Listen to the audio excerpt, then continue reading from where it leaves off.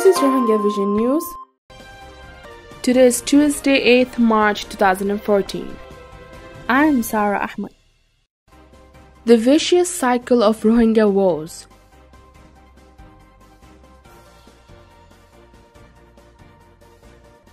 The Rohingya people are like plants that have little space for roots or no space at all. So to survive, they cling on to each other and stay resolute in their struggle for self-determination and to face any danger.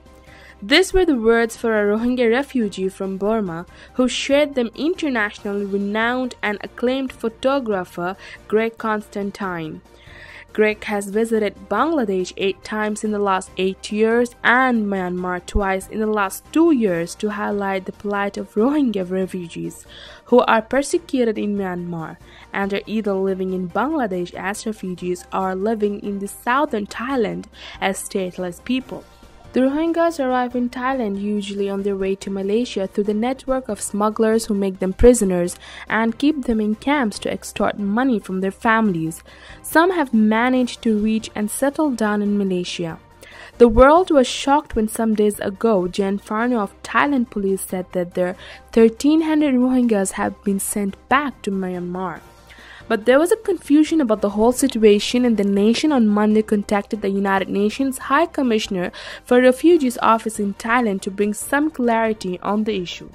Senior Regional Public Information Officer UNHCR Vivian Tan, who was interviewed some days back by Scribe about the Rohingya people, said that about 1,000 Rohingya refugees still remain in Thailand and the situation has not changed for them. From the group last year, we started with 1,800. Now there are less than 100 left. This year, there's a new group who were found after the Thai authorities raided a smuggler's camp. They are being hosted in South, some are immigration detention center while some others are in mosques, the UNHCR officer said. UNHCR has been pushing for them to be placed at somewhere other than a detention center. We have seen that those are in detention centers develop health and psychological problems. We are trying to avoid that this year, she said. Vivian Tan said that they were talking to the Burmese government to address the root problem. These people are forced to leave the state because they face so many restrictions there and can't move about freely or enjoy basic rights. They have little access to the education and health care. The Burmese government needs to promote reconciliation and recognize them as citizens of the country, she maintained. UNHCR does not have an office in the southern Thailand. The staff from Bangkok goes to visit them and interview them to find out about their needs. About the option of the third country settlement, Vivian said that it was a limited solution because a limited number of the countries are willing to settle refugees, and this include USA, Canada, Australia, Germany and the Netherlands. We have to really try and help the most vulnerable ones, unaccompanied children and the victims of the torture or gender-based violence. A very small number has been resettled.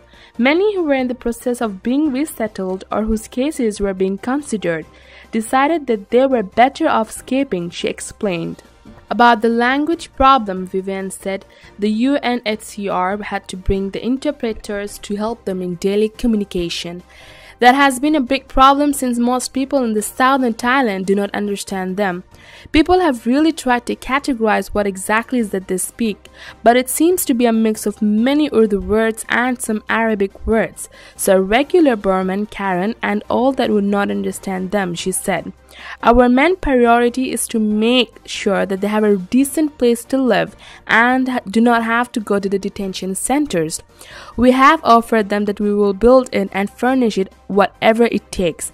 We cannot work autonomously here and are waiting to see what the government tells us, she said. Explaining his first-hand experience in the field, photographer Greg taking to describe that the situation in Burma was quite desperate. There seems to be no sign of any solution anywhere in the near future for his community. From my experience in Aikap, a town that has a history of Muslims living there has no Muslim presence. All have been forced to leave. For the Rohingya community, this is quite traumatic. Greg opined for things to change for Rohingyas it will take political will inside of Burma, and right now there seems to be absolutely no political will. It does not seem any solution is in the sight as elections are coming up in 2014. All political parties are trying to find their own political space. All Rohingyas want to go home, that is Arakan, which means Burma. But only if some positive changes happen. There will unfortunately seems unlikely to happen anytime soon. Rohingya Association of Thailand President Mong Cho-no thought it was all vicious circle. The Thai authorities put the Rohingyas into boat and pushed them towards Burma. When they go off the shore, they are again caught by the smugglers, who again bring them back to misery in their camps and sell them. They again fall into the hands of these people, and the vicious cycle of exploitation goes on. It has been going on for years now, he said.